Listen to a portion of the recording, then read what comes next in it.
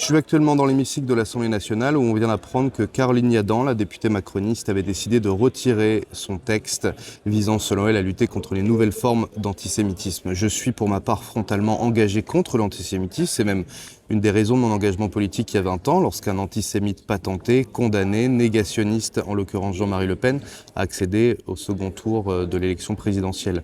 Depuis que je suis député, j'ai voté la résolution demandant à faire de la lutte contre toutes les formes de haine une priorité des politiques européennes. J'ai voté dans cet hémicycle la loi contre l'antisémitisme à l'université, mais j'allais m'opposer avec l'ensemble de la gauche à cette loi Yadan qui apportait beaucoup plus de problèmes qu'elle n'en réglait. Il y a eu 1163 actes antisémites en 2025. Pas un de ces actes antisémites n'aurait pu être empêché grâce à cette loi qui aurait instauré de l'arbitraire dans nos tribunaux à travers notamment le fait de condamner la promotion implicite d'actes terroristes. Soit on fait la promotion d'actes terroristes, soit on ne le fait pas, mais la promotion implicite, les juges eux-mêmes ne savent pas ce que ça veut dire.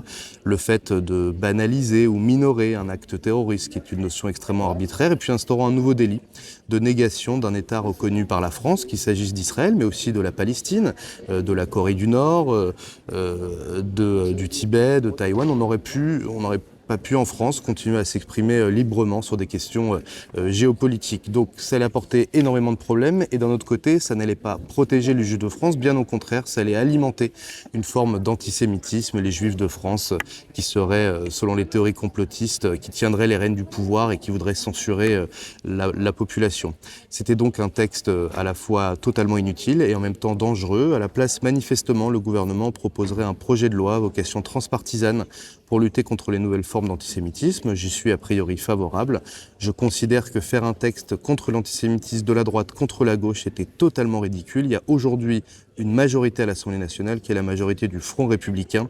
Et s'il y a bien une valeur républicaine, c'est celle de la légalité, également celle de la fraternité. Et donc je considère qu'on peut trouver dans cette Assemblée nationale une large majorité dépassant le clivage droite-gauche pour affirmer aux Juifs de France qui sont dans ce pays chez eux et qu'à la fois les institutions, les députés et l'ensemble de la République est là pour les protéger.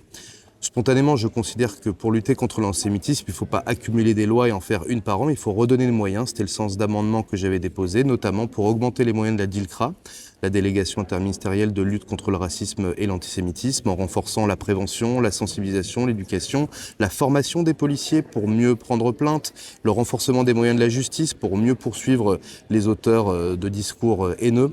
Voilà ce que nous proposons, nous, pour mieux protéger les Juifs de France, qui est une cause évidemment au cœur de notre histoire et au cœur des valeurs socialistes.